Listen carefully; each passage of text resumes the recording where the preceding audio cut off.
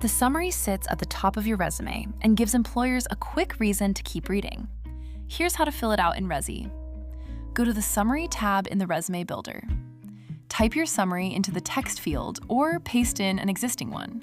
A strong summary covers your professional title, years of experience, a few key skills, and a notable achievement.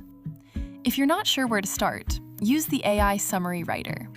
Choose a role from your work history or turn off From Resume to enter the job title you're targeting instead. Add a few skills you want the AI to prioritize, ideally ones that show up repeatedly in the job description.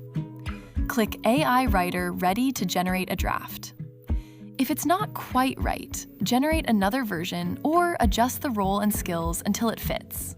Once your resume is complete, head to Finish Up and Preview to see how your summary works alongside the rest of your resume.